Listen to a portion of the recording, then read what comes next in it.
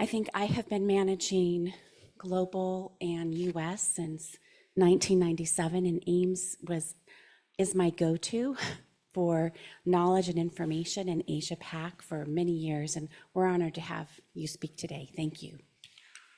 Okay, great. Sorry for the mask. I have a family member with an underlying condition, so I'm trying to be careful.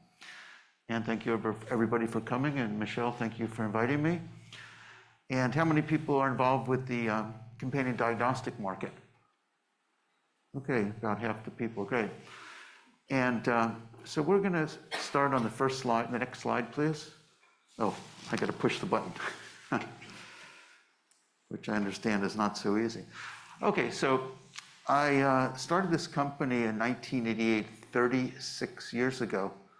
So my whole life has been, career life has been involved with Asia and the Asian medical markets. So I think people that are in the room that are doing companion diagnostics are familiar with what they're all about. People that just are doing IVDs may not be quite so familiar. So personalized medicine and CDX products are growing throughout the world, and Asia is trying to catch up. So right now, Asia in the CDX market is behind US and Europe. Obviously, the CDX growth is a function of increases in diseases, and hopefully the CDX products will reduce the drug costs and the drug use. And when you look at the CDX market in Asia, cancer CDX products are by far the largest segment in the CDX market. With regard to regulatory requirements and regulatory development, both Japan and Australia are the most developed Asian CDX markets, but in the other Asian countries, CDX regulations are still evolving. When you get outside of a few of the major countries, you'll see that CDX products are registered as IVDs or medical devices. So the other thing that's important is reimbursement for CDX products. Most of the countries don't have separate reimbursement for CDX products. They have reimbursement for IVDs or medical devices, although in a couple places like Australia and Japan, you do have CDX reimbursement. So this is a chart from a report I bought from Triton Market Research, which talks about the size of the Asian IVD markets, the CDX markets in the Asian countries by Triton Market Research. I'm not quite sure how they came up with these numbers, but you can see China, they say, is the largest market, followed by Japan, India, and then a number of the other countries in Asia. So, well, I can see the water still spilling through this picture. That's nice. So, how many people have done some registrations in Japan? Okay, so I think most people that are doing device or IVD registrations in Japan know that there are 3 applications you need to submit. You need to submit the product dossier with the STED, or you need to do an application for the foreign manufacturing registration, or you're doing an application for QMS. Now, with regard to CDX products, what's the situation? So Japan, relatively early on, set up a number of CDX regulations, as you can see on the slide here. So when we get to China, we see that the CDX regulations were started more recently in the last couple of years. But in Japan, CDX regulations have been established since 2013, and CDX products have been registered in Japan at an earlier stage. So obviously, if you're going to register a CDX product in Japan, you need to determine the classification of the product so you can better understand the registration route. But the actual results are a function of what the PMDA or the MHLW decides. And so oftentimes when you're registering a CDX product in Japan, you need to have a PMDA consultation session. How many people have had PMDA consultative sessions? Okay, a couple of people, right. So normally the first PMDA session consultative session is free, and you need to put together about 15-page PowerPoint and go over it with the PMDA.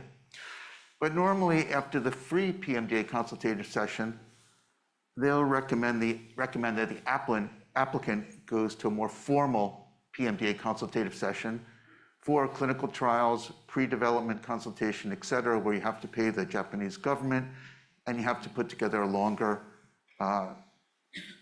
PowerPoint or dossier for that PMDA consultative session.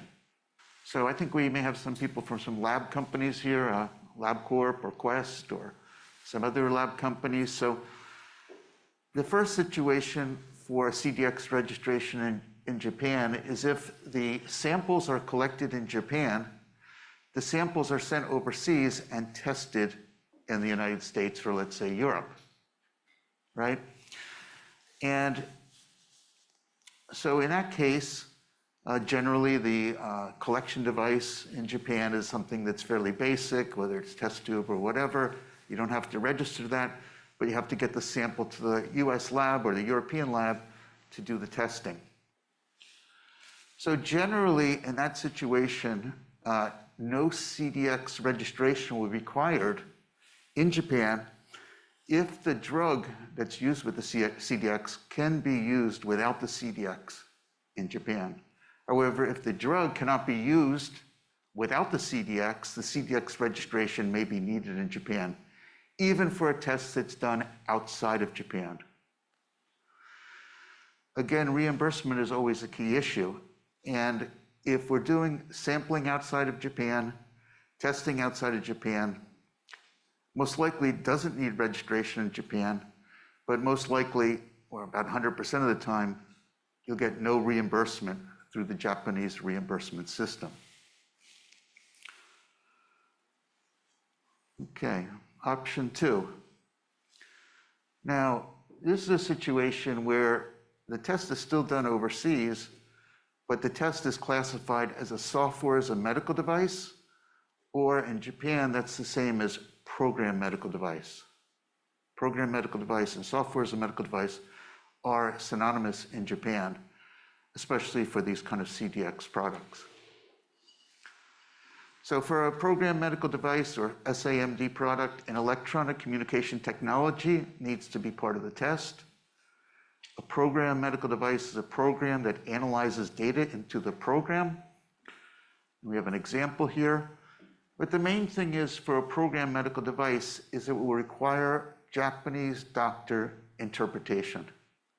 Japanese doctor interpretation. In option 1, where the test is done overseas and nothing is done in Japan, in option 1, the test says yes or no, or drug or no drug. So there's nothing for the Japanese doctor to interpret. And that's one of the reasons on option 1, there's no reimbursement. But for option 2, even though the test may be done overseas, the Japanese doctor will interpret the results of the test and determine the right treatment for the patient. Okay, that's the key thing. Is the Japanese doctor involved with interpreting the results of the test and using that information with their patient? So option 2, continue the same situation, a program medical device or a software as a medical device. Normally it's a class 2 or class 3 product in Japan. Obviously, almost all class, in Japan you have 4 classes, right, for devices and IVDs. So class 2 products are normally registered through a notified body as a NINSHO standard, and most class 3 and all class 4 products are through the PMDA, the Japanese PMDA. Normally for program medical devices, there's a very high chance of Japanese reimbursement. Japan time to register about 9 months after the application dossier, the FMR, and the QMS are submitted. For people that are doing Japanese registration, the FMR would be submitted first, then the Japanese dossier / STED, and then finally the QMS application. Time to register about 9 months after the applications are submitted. So you may recall about 8 to 10 years ago, people would say, boy, it's so tough to register products in Japan. It's just impossible. And we'd like to go to China because China is a growing market and it's easy to register products in China. However, that situation has changed dramatically over the last 5 years. And in a lot of ways now, Japanese registration is quicker, easier, and more transparent than it is in China.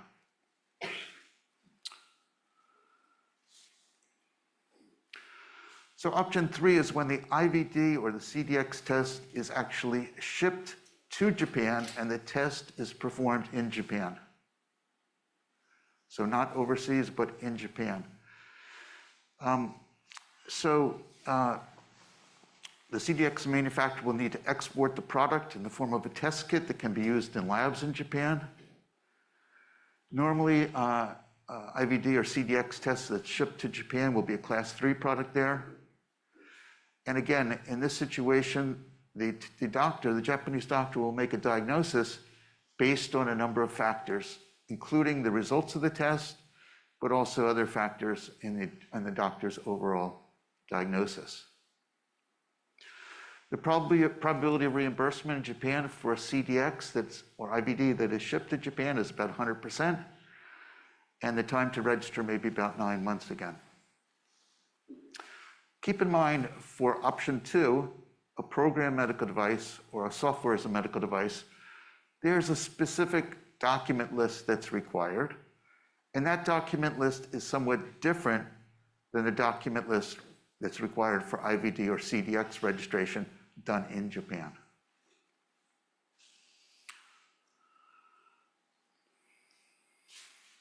Oh, you really got to push this hard to get it to move forward.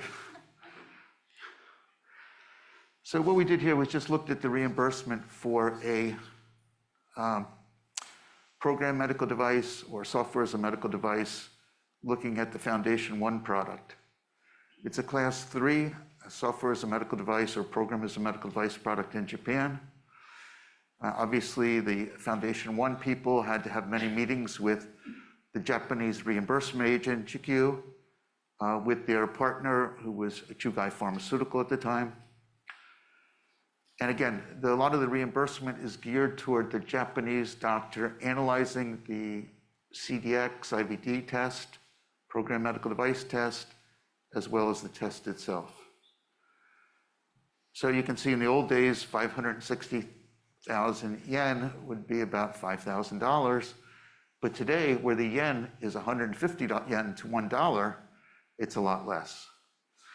Of course, some of the people in the room may be exporting devices, IVDs, or CDX products to Japan. And the main issue is the Japanese yen has dropped about 25% in the last 3 years. So all the products that we were hoping the Japanese would buy are so much more expensive than they were, given the new exchange rate between yen and dollars. Finally, with a hard push, we're now in India. How many people have been to India? Okay, a couple here. How many people have seen the Taj Mahal? Incredible, right? Absolutely incredible. So if you go to India, you want to go see the Taj Mahal. Now, what's going on in India in the medical markets these days is because of the political friction with China. You see a lot of manufacturers that were making products in China before, now moving factories over to India, Vietnam, Malaysia, and places like that. In addition, in India now, there's a resurgence of local clinical trials. Anybody doing first-in-human trials in India today?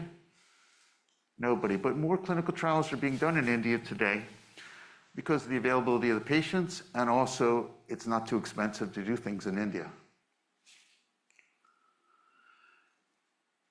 So when you get to India, how many people have done any registrations with CDSCO or the FDA in India? Okay, good. And basically, the regulations in India are following the Drugs and Cosmetic Act of 1940 and the drug rules of 1945. These are very old DCA Act. And this act was primarily geared toward drugs, but of course, devices and IVDs were regulated under this DCA Act. It's not till 2017, when the medical device rules came out in India, that we can now apply more medical device requirements for medical device registration. People that have registered devices, IVDs, in India in the past may have noticed that on the form, on the dossier submission, it would say things like, what is the API of your device? Active pharmaceutical ingredient. But of course, no devices had active pharmaceutical ingredients, so it was not appropriate. So now there's more devices that are required for registration in India. The list keeps growing, and that's the situation there. When you're registering products in India now, you need to do so through an online portal. And in India, just as any other country, you can register products through your own subsidiary office in the country. You can register products through the distributor you're using in that country, or you can register products through an independent third party. But over the last couple of years in India, they changed the regulation. So independent third parties can no longer register devices, IVDs, on your behalf. You need to have a subsidiary there or let your distributor register there. Okay, so basically there are two primary steps for registration in India: the registration certificate and an import license. And in India, the product is either considered a new product or a Me Too product, where there's already a predicate device in the market. And depending whether it's a Me Too or a new product, that will help determine the regulatory process in the Indian market. This goes through the types of licenses for IVD products. I think it's fairly self-explanatory. The thing you have to keep in mind in India, you see forms MD15, MD16, 17, 25, 26. When you go to India, you realize that the British have still left their imprint on the country, because the place is so bureaucratic and so many documents, it's almost hard to deal with it. Anybody been to India like 25 years ago? One person. Okay, two people. So I remember when I first went to India about 25 years ago, you'd get off the plane, you'd go to get in through customs, but you'd have to stop at like 10 different desks along the way to get a stamp. And you come out of there and you think, boy, I got 10 stamps now, I just went into one country. Whereas if you went to other countries in the region or globally, you got a stamp from France, you got a stamp from England, but getting through the Indian bureaucracy is quite extensive. Still, that's the case on doing submission documents for Indian approvals. Now, if the product is already approved in a country like US, UK, EU, Australia, Canada, and you have a free sale certificate, then the applicant will not be required to perform clinical investigations prior to getting approval. And again, similar to some other markets, three batches of IVD samples will be tested. And again, if you're going to India and you have a CE marked product, and for CE marked in vitro diagnostic available in the EU market, clinical investigations in India are exempted for Class C and Class D devices in India.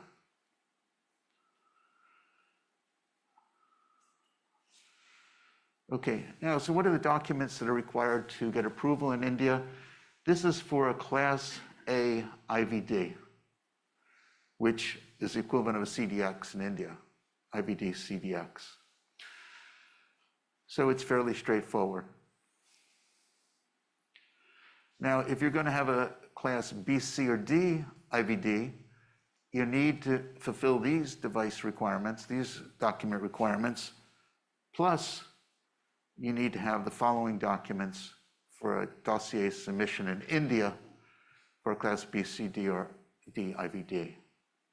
Now, Dr. Yu made a very terrific presentation on China, going through registering medical devices, IVDs, and some CDX products in China. It was an excellent presentation once he came over, and I hope everybody has the slides there. But when you look at China, CDX regulations in China are still evolving. Generally, CDX products in India follow, China follow IVD and device regulations. And almost, as Dr. Yu mentioned, almost all the CDX products in China have been approved for cancer drugs and tumors. So CDX products on the bottom bullet point are considered as medical devices and IVD reagents, and they must adhere to the requirements of registration of medical devices and in vitro diagnostics. And as I mentioned before, you saw in Japan, the regulatory framework for CDX products in Japan started in 2013, 2015, 2017, et cetera. But for China, the CDX regulations started only in the last 3 or 4 years. So China has been behind Japan with regard to CDX regulations. But there have been, as Dr. Yu mentioned, there have been a number of publications promoting the significant use and the value of CDX products in China. And you can see Dr. Li here gives us a quote: "With the rapid development of precision medicine, anti-tumor drugs, targeted therapy and immunotherapies are more and more widely used." So China is becoming more up to speed with the use of CDX products. But right now, they're registered primarily as IVDs or devices, or to a certain extent for cancer products, CDX products. But keep in mind, how many people are involved with China registrations, IVDs, devices, or whatever today? And what do you find when you're doing that? It's really difficult. Registering anything in China 10 years ago was relatively easy. Registering IVDs or devices in China today is very, very hard. The requirements are quite extensive. As Dr. Yu mentioned, one of the first things that has to be done is type testing. Type testing in China used to take 2 to 3 months. Type testing in China now takes about 6 months. Also, how many people are familiar with China 2025? China wants us to make more and more of our products in China. And in 2025, they're saying that 80% of the medical products or medical components should be made in China. That's up from like 25% 6 or 7 years ago. So, we have the geopolitical friction between the US and China now is requiring more of the devices, IVDs, CDX products to be made in China. And it's causing a very difficult situation for foreign companies that want to get their products in China and sell them. So whereas China was an easy market to get into 10 years ago, today it's probably the most difficult in Asia. Have people found in China that it's a long, expensive, tedious process? Everybody's done well? I don't know, I don't see any hands, so. Anyway, now the other thing is if you're bringing your IVD device or CDX product to China, is the reduction and reimbursement available for your product? The reimbursements in China for drugs, devices, IVDs, et cetera, have been reduced significantly over the last few years from DRG systems, volume-based procurement, and DIP, Diagnostic Intervention Packets.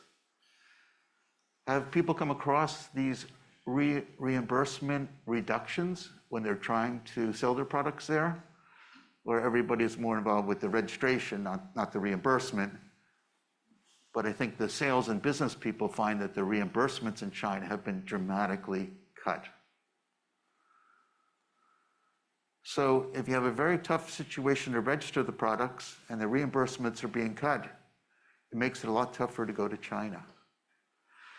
And for people in the US or Europe that make devices, IVDs, or CDX products, the competition from China to Western companies is unbelievable. right? I mean, you look at certain product like a drug-eluting stent. 7 or 8 years ago in the drug-eluting stent market in China was 25% domestic companies and 75% foreign companies. 7 years later, the drug-eluting stent market in China is 75% domestic Chinese companies and only 25% foreign companies. And what's happened in reimbursement for drug-eluting stents? Drug-eluting stents used to be reimbursed like, the prices were like $1,000 each and they had a pretty decent reimbursement. Now the products are being sold for $100 each. Or if you had an orthopedic implant, knee or hip implant, and you were getting $500 per implant, today you're getting $75 to $100. So the China market has become very difficult for foreign companies to penetrate and operate unless they're willing to set up a factory there and deal with the political risk of that and try to attack the China market that way. Korea, how many people have been to Korea? All right, how many people in Korea? 50 million people. It's not a small market. But Korea, like China, has become a very difficult market to register products. And Korea, like Taiwan, like a number of the other smaller Asian countries outside of China and Japan and Australia, they're registering CDX products as IVDs or medical device. Or as you can see here on the first bullet point, IVD is a subgroup of Korean medical device regulations. So the IVD Act and its subordinate regulations determine the regulatory requirements for a CDX product in Korea. But again, not many explicit comments about CDX products in Korea today. So if you're registering devices, IVDs, CDX products that are still not clear to be CDX products, you're dealing with the MFDS for regulatory approval and the MOHW for reimbursement. And really right now in Korea, there are no pending regulations for CDX requirements in the future, still using IVDs as medical devices. But the MFDS and the MOHW are realizing that CDX products are essential for some prescription drugs, so they're looking at it more closely. And the MOHW approves reimbursement for CDX testing fees based on the approved labels of the drug and the CDX by the MFDS. As I mentioned, Korea IVD device registration has become more difficult, more similar to China. And reimbursement in Korea for IVD products is about 50 or 60% what you find in the West. Also in Korea, if you don't have a subsidiary operation there, or you don't have your distributor register your product, you're using an independent third party, which is fine. It's better to have the products registered in your own name through a company you trust and you're paying. But in Korea, the regulation is that the registration agent must be the importing agent too. So for companies that are using third parties in Korea, it could get a little expensive for getting the products through customs, et cetera.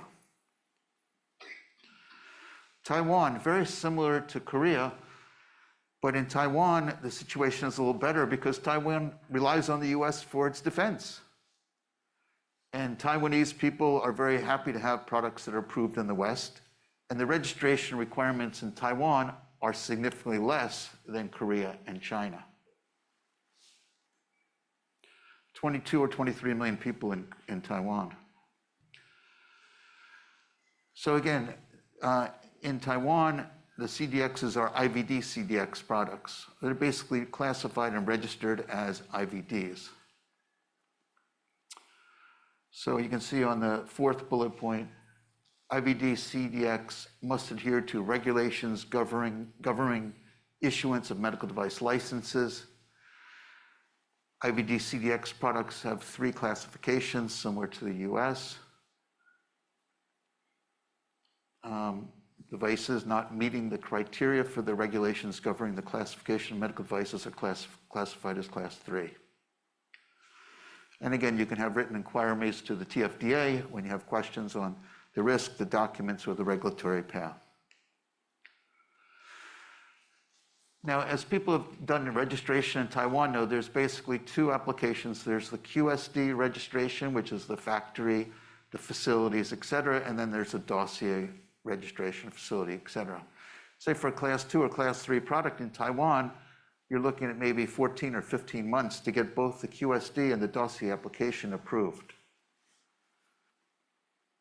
And as I mentioned before, Taiwan registration is not too difficult, and the reimbursement, again, is about 50% what you might see in the West. Australia. Are people doing any work in Australia? Okay, great.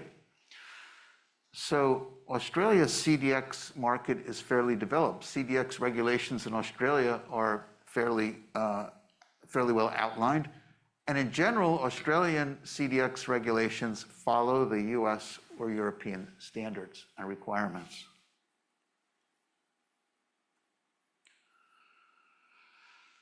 So again, here you can see from the TGA, the definition of an IVD CDX is an in vitro medical device that provides essential information for the safe and effective use of the drug. And you have some characteristics of CDXs in Australia.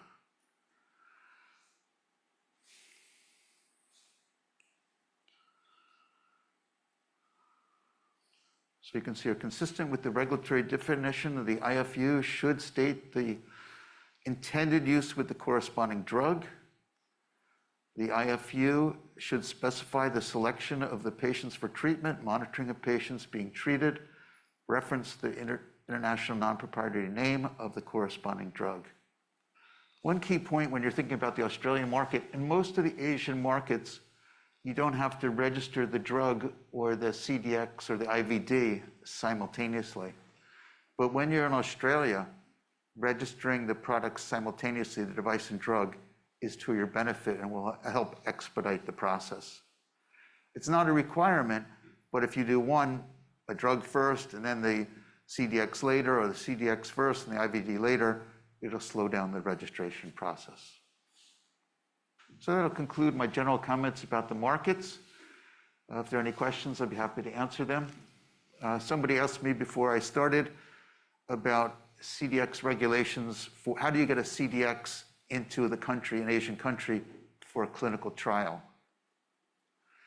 Obviously, for a clinical trial, the drug company needs to submit a clinical trial application. And in that clinical trial application, it's always best if they mention the CDX that's going to be used to test the samples for the people to be in the clinical trial. So mention the CDX and what's being done in the CTA. Yes?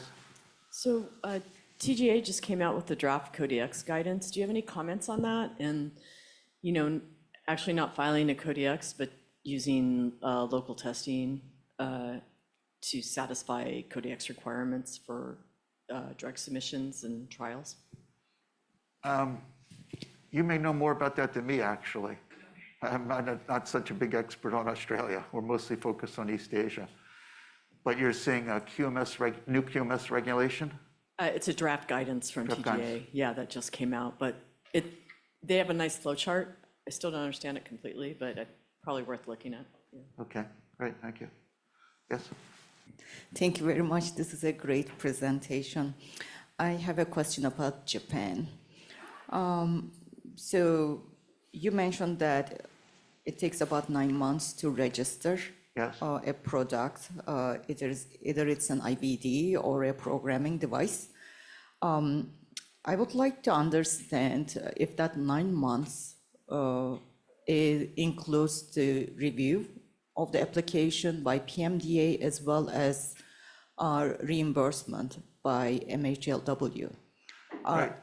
Do these activities happen in parallel or sequentially?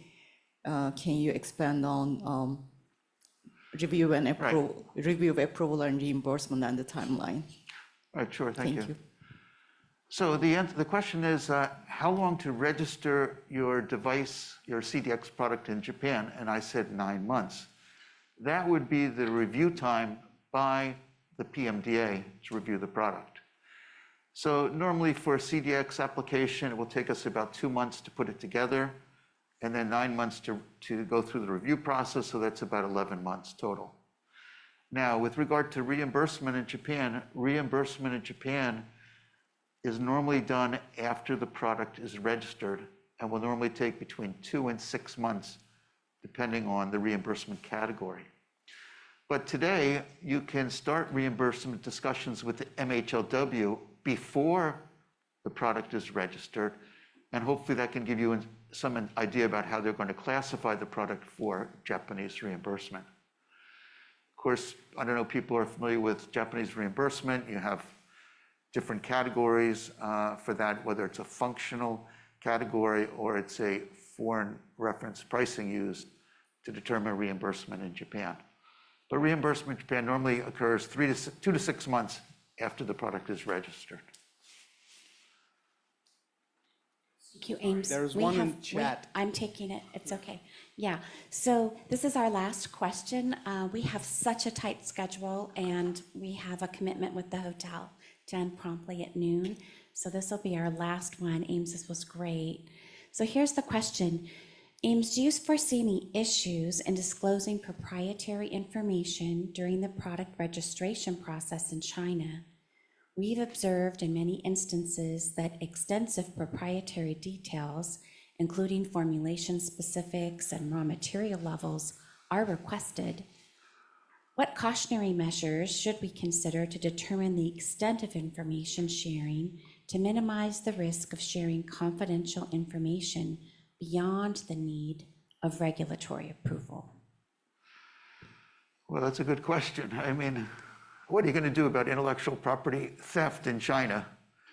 I mean, you're not going to hire a lawyer for $1,400 an hour to go defend you in a court, which may not work out. So obviously, we want to camouflage some key information that we send to the Chinese NMPA. But supposedly, the NMPA is more confidential these days, and it's more difficult for information to be leaked out. On the other hand, is the confidential information sent in by people in your China office or an independent third party, or how is that all put together? So confidentiality is still a big issue in China, and they'll request more information than you want to give, but you have to sort of fight back and see what you can do. I'll be here during the break now, the intermission break, so a couple of people had questions. I'm happy to answer those questions, and thank you very much for your time.